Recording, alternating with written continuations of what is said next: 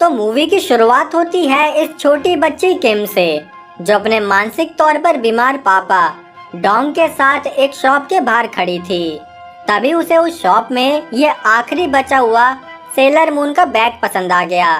तब उसने डोंग से कहा कि मुझे ये बैग चाहिए। डोंग बोला कि कल मेरी सैलरी आते ही मैं तुम्हें वो बैग दिलवा दूंगा। लेकिन इतने में ही वो दुकानदार उस आखिरी बचे हुए बैग को एक दूसरे कस्टमर को बेचने लगा। तब डोंग दुकान में जाकर उस कस्टमर से कहने लगा कि आप प्लीज वो बैग मत खरीदो। इसी चक्कर में वो छोटी बच्ची चोई को मनाने के लिए उसके फेस पर भी हाथ लगाने लगा। ये देखकर चोई के फादर ने डोंग को थप्पड़ जड़ दिया, क्योंकि असल में वो खुद एक पुलिस कमिश्नर था। उसी रात डोंग ने किम से प्रॉमिस किया कि मैं तुम्हें वो सेलर मून का बैग जरूर दिलवाऊंगा। अब अगले दिन डोंग को उसकी सैलरी मिल गई। तभी उसके पास वो कल वाली बच्ची चोई आई और बोली कि मुझे पता है आपको ऐसा सेम बैग किस दुकान से मिलेगा। ये सुनकर डोंग चोई के पीछे पीछे चलने लगा। तभी यहाँ से एक लेडी भी जा रही थी, जिसने आगे जाकर देखा कि डोंग चोई को मुंह से सांस दे रहा है। साथ ही उसने चोई की पैंट भी खोली हुई थी। ये देखकर उस लेडी को लगा जैसे डोंग चोई के साथ कुछ गलत कर रहा है। लेकिन दोस्तों, डोंग आखिर ये क्या कर रहा था वो हमें आगे पता चलेगा। अब पुलिस ने डोंग को रेप और मर्डर के चार्जेस में अरेस्ट कर लिया, जहां बाकी डिटेक्टिव्स उससे सवाल जवाब करने लगे। डोंग बोला कि मेरी बेटी अकेली होगी, इसलिए मुझे उसके पास जाना है। तभी एक ऑफिसर डोंग के जाने पर उसे मारने लगा और बेचारे डोंग को तो पता भी नहीं था कि आखिर उसके साथ ये क्या हो रहा है। रात भर अपने पापा का इंतजार करने के बाद अगली सुबह किम उन्हें ढूंढने के लिए निकल गई। यहाँ पुलिस डोंग को क्राइम लोकेशन पर लेके आई, जहाँ उन्हें कल वाला सीन रिक्रिएट करना था। इसलिए उन्होंने डोंग से कहा कि हमें कल का सीन करके दिखाओ, फिर हम तुम्हें तुम्हारी बेटी से मिलने देंगे। डोंग बेचारा थोड़ा पागल था, इसलिए उसने खुद पर ही वो पैंट खोलने वाला सीन करके दिखाया, जिसे देखकर पुलिस को लगा कि डोंग ने ही चोई का रेप करके उसका मर्डर कर दिया। यहाँ किम भी ये सब देख रही थी। तभी वो अपने पापा से मिलने के लिए भागने लगी, लेकिन मिलने से पहले ही एक ऑफिसर ने किम को पकड़ लिया। अब डोंग पर इतना बड़ा इल्जाम लगाकर उसे जेल में लाया गया, जहां अभी हाल ही में एक नया वार्डन अपॉइंट हुआ था। डोंग ने देखा कि वहाँ एक फोन रखा है, इसलिए वो उस फोन से अपनी बेटी को कॉल करने लगा। असल में उस बेचारे को पता ही नहीं था कि जेल में कैसे रहा जाता है। ये देखकर वार्डन ने डोंग को बहुत मारा, क्योंकि वैसे भी वो डोंग पर लगे इस घिनौने जुर्म को लेकर बहुत गुस्सा था। अब यहाँ से डोंग को सेल नंबर 7 में लाया गया, जहाँ पहले से 5 कैदी रहते थे। इनमें ये जैंग इन सभी कैदियों का लीडर था। वो सारे भले ही खुद क्रिमिनल थे, लेकिन जब उन्होंने डोंग के क्राइम रिकॉर्ड पढ़े तो वो गुस्से में आकर उसे कंबल उड़ाकर खूब मारने लगे। अब अगले दिन जब इन सभी कैदियों की धमाचौकड़ी मचने लगी, तभी डोंग ने नोटिस किया कि एक गैंग लीडर जैंग पर हमला करने आगे बढ़ रहा है। इसलिए डोंग ने बीच में आकर जैंग को बचा लिया। उसकी कुर्बानी देखकर जैंग समझ गया कि ऐसा बंदा कभी कोई क्राइम नहीं कर सकता। इसलिए उसने डोंग से कहा कि तुम्हें कुछ भी चाहिए हो तो मुझे जरूर बताना। ये सुनकर डोंग बोला कि बस मुझे कैसे भी करके अपनी बेटी से मिलना है।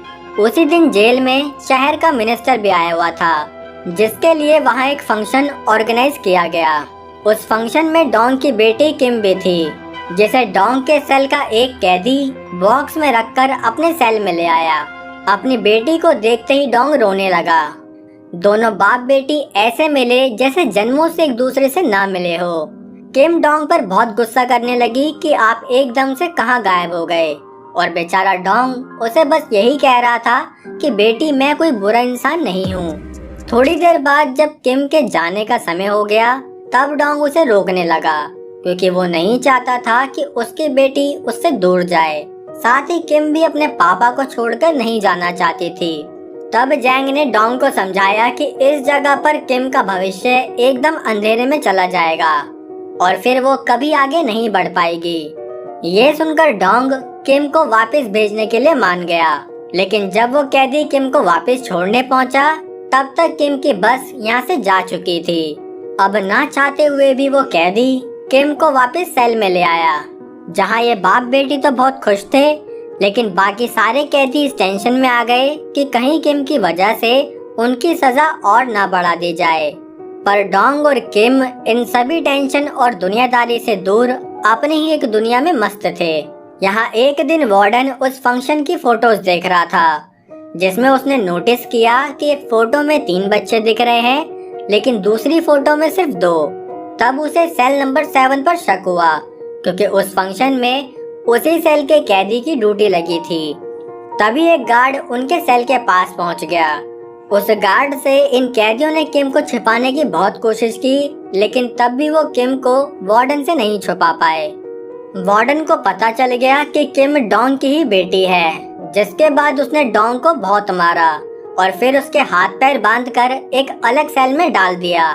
किम को भी जेल से निकालकर एक अनाथ आश्रम में भेज दिया गया। उसी रात एक पागल कैदी ने जेल में इस बात पर आग लगा दी कि जब डोंग अपनी बेटी को यहाँ रख सकता है, तो फिर मैं अपने पापा को जेल में क्यों नहीं रख सकता। सभी गार्ड्स उसे समझाने लगे, लेकिन उसे तो अभी आग की होली खेलनी थी।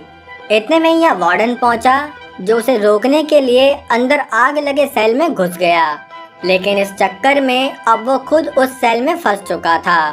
यहाँ एक गार्ड ने भी डोंग को सेल से निकाल दिया। वहाँ से निकलकर डोंग ने देखा कि उस आग वाले सेल में कोई आदमी घुसा हुआ है, जिसके बाद वो उस आदमी को बचाने आग में ही कूद गया। अब जब वार्डन की आंख खुली तो वो हॉस्पिटल में लेटा हुआ था, जहाँ डॉक्टर ने उसे बताया कि अगर सही समय रहते आपको आग से नहीं बचाया जाता तो शायद आज आपकी जान चली जाती। साथ ही उसने ये भी बताया कि डोंग ने वार्डन को बचाने के लिए खुद को भी काफी चोट लगवा ली। यहाँ किम अपनी क्लास टीचर से मिलकर बोली कि मुझे अपने पापा से मिलने का मन कर रहा है। वो टीचर इस मासूम की हालत देखकर उसे जेल में ले आई, जहाँ उनकी मुलाकात डोंग से हुई। उन दोनों का मिलन होते हुए वार्डन भी बहुत ध्यान से देख रहा था। वो समझ रहा था कि बच्चों से प्यार करने वाला एक शख्स ऐसा जुर्म कैसे कर सकता है।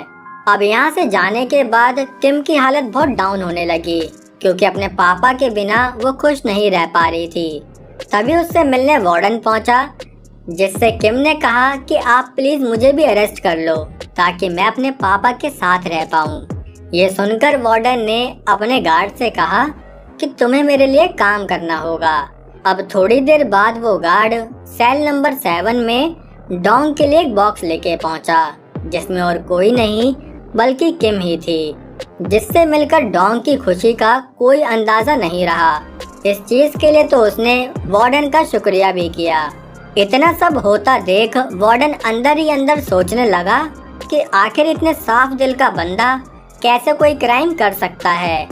जिसके बाद उसने डोंग के केस की छानबीन शुरू कर दी। तब उसे पता चला कि असल में वो केस कमिश्नर की बेटी से जुड़ा हुआ था, इसलिए इस केस की कोई अच्छे से जांच पड़ताल नहीं हुई और जल्दी जल्दी में डोंग को ही दोषी ठहरा दिया गया। यहाँ किम उन सभी कैदियों के साथ रहकर बहुत खुश थी। उसने तो उन सबको पढ़ना लिखना तक सिखा दिया था। ऐसे ही एक दिन उनमें से एक कैदी बहुत उदास था, क्योंकि जेल में रहकर वो अपनी प्रेग्नेंट बीवी से बात नहीं कर पा रहा था। तब किम ने उस कैदी को उसकी बीवी से बात करने के लिए अपना फोन दिया। अब बड़ी मुश्किल से टावर आते ही उस कैदी ने अपनी बीवी से बात की। तब हमें पता चला कि उनकी एक बेटी भी हुई है, जिसे जानकर ये सारे कैदी बहुत खुश हो गए। अगली सुबह एक गार्ड ने डोंग को बताया कि जल्दी ही उसका फाइनल ट्रायल होने वाला है। ये सुनकर डोंग को कोई फर्क नहीं पड़ा, लेकिन बाकी सारे कैदी बहुत टेंशन में आ गए। इसलिए उन्होंने डोंग से उस दिन की सारी सच्चाई जानने की कोशिश की। तब हमें पता चला कि जब डोंग चोई का पीछा कर रहा था, तभी वो एकदम से जमीन पर पड़ी बर्फ से फिसल गया। अब जब वो उठकर आगे आया तो उसने देखा कि चोई जमीन पर गिरी हुई है और उसके सर से काफी खून भी बह रहा था। अब ये सारे सोचने लगे कि आखिर सिर्फ गिरने से कैसे किसी की मौत हो सकती है। इसलिए उन्होंने उस दिन के सिचुएशन को दोबारा से रिक्रिएट किया, जिससे वो समझ गए कि शायद चोई का सर उस दिन ठंड में पड़ी बर्फ के ऊपर जाकर गिरा था, जिस वजह से उसके सर से खून बहने लगा। साथ ही गिरते वक्त उसने अपने हाथ से एक रस्सी हिलाई, जिससे कि उसके सर पर एक ईंट आकर गिरी। लेकिन अभी भी वो ये सोचकर परेशान थे कि आखिर डोंग ने चोई की पैंट क्यों खोली। तब डोंग ने बताया कि मैं बस उसे अपने मुंह से ऑक्सीजन देने की कोशिश कर रहा था। साथ ही उसकी पैंट भी मैंने इसलिए उतारी ताकि वो अच्छे से ऑक्सीजन ले पाए। अब ये सच्चाई पता चलते ही उन कैदियों ने सवालों की एक लिस्ट बनाई कि कोर्ट में डोंग से क्या क्या सवाल पूछे जा सकते हैं। अब उन्होंने उन सवालों के जवाब भी लिख दिए, जिससे कि डोंग उन आंसर्स की प्रैक्टिस कर सके। जिसके बाद रात दिन सुबह शाम वो डोंग को उन सब आंसर्स की प्रैक्टिस कराने लगे। कुछ ही दिनों में उन्होंने कोर्ट जैसा माहौल बनाया और वहाँ डोंग ने बिना डरे अपनी गवाही अच्छे से दे दी। यहीं से सीन कोर्ट में आया, जहाँ लॉयर डोंग से पूछ रहा था कि क्या तुमने ही चोई की जान ली है। डोंग बोला, हाँ, मैंने ही चोई को मारा था। ये सुनकर वार्डन और सारे लोग हक्के बक्के रह गए कि आखिर डोंग ने झूठ क्यों बोला। तभी हमें फ्लैशबैक में दिखाया गया कि ट्रायल से पहले वो कमिश्नर अकेले में डोंग से मिलने पहुंचा था, जहां उसने डोंग को मारते हुए धमकी दी कि अगर तुमने अपना जुर्म कबूल नहीं किया तो मैं तुम्हारी बेटी को जिंदा नहीं छोड़ूंगा। अब कोर्ट में जजेस ने अपना फैसला सुनाया कि 23 दिसंबर के दिन डोंग को फांसी दी जाएगी। और दोस्तों, 23 दिसंबर वही दिन है जब किम का बर्थडे आता है। ये बात जानकर सारे कैदी डोंग के लिए बहुत परेशान रहने लगे, लेकिन तब भी हिम्मत ना हारते हुए उन्होंने डोंग और किम को यहाँ से भगाने का प्लान किया। असल में उनके जेल में एक टैलेंट शो होने वाला था, जिसके लिए ही उन्होंने खूब मेहनत करके एक एयर बैलून बना लिया। अब जब वो टैलेंट शो शुरू हुआ तब उन कैदियों ने किम और डोंग को उस बैलून में बिठाकर यहाँ से भगाने की कोशिश करी। गार्ड्स भी उस बैलून को बेमन से रोकने की कोशिश करने लगे, क्योंकि वो भी चाहते थे कि डोंग यहाँ से भाग जाए। लेकिन बदनसीबी से एयर बैलून की रस्सी उस बाउंड्री में लगी फेंस में फंस गई। ये देखकर सारे कैदी और गार्ड्स काफी उदास हो गए कि डोंग और किम अभी भी नहीं भाग पाए। लेकिन तब भी डोंग अपनी बेटी के साथ वहाँ बहुत खुश था, क्योंकि हर बाप की तरह उसे सिर्फ अपनी बेटी और उसकी खुशियाँ ही चाहिए थी। कुछ ही दिनों में वो 23 दिसंबर का दिन आ गया, जहाँ सारे कैदी मिलकर किम का बर्थडे सेलिब्रेट करने लगे। सभी ने किम को अपनी तरफ से कुछ गिफ्ट दिए और डोंग ने भी उसे वही सेलर मून का बैग दिया, जो किम को बहुत पहले से चाहिए था। तब किम ने डोंग को इस बात के लिए थैंक्स बोला कि आप मेरे पापा हो, और डोंग ने उसे थैंक्स बोला कि तुम मेरी बेटी हो। ये देखकर ये सारे कैदी अपने आंसू रोकने लगे, लेकिन उन लोगों की खुशियाँ एकदम से गम में बदल गई जब डोंग को फांसी के लिए ले जाया जाने लगा। असल में किम और डोंग से कहा गया था कि डोंग को एक दूसरे सेल में शिफ्ट किया जा रहा है। अब जाने से पहले डोंग ने किम को बाय बाय किया, लेकिन जब उसने देखा कि वो एक सेल में नहीं बल्कि फांसी के लिए जा रहा है तो वो टूट गया। वो रोते हुए अपनी बेटी के पास आया और वार्डन गार्ड सबसे अपनी जान की भीख मांगने लगा, क्योंकि उसे सिर्फ अपनी बेटी के साथ ही रहना था। किम भी अपने पापा को खोने के डर से बहुत रोने लगी, लेकिन इसमें ना तो गार्ड कुछ कर सकता था और ना ही वार्डन।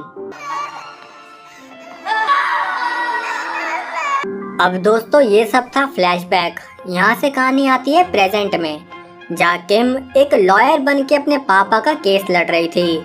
उसने पहले ही वार्डन से डोंग के केस के सारे पेपर ले लिए थे, जिनकी मदद से अपने पापा के जाने के बाद भी किम ने उस केस को दोबारा खुलवा लिया।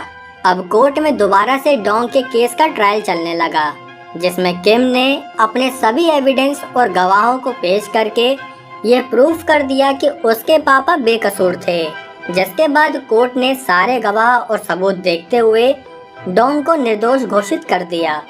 लेकिन अब क्या फायदा, डोंग की जान तो इस अंधे कानून ने बहुत साल पहले ही ले ली थी। फिर भी कोर्ट के इस फैसले से वो सभी कैदी बहुत खुश हुए, जो कि अब जेल से बाहर आ चुके थे।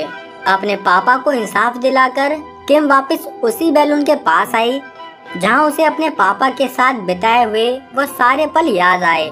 अब उसने अपने पापा को गुड बाय कहा और बहुत ही इमोशनल गुड बाय के साथ इस मूवी का यही एंड हो गया।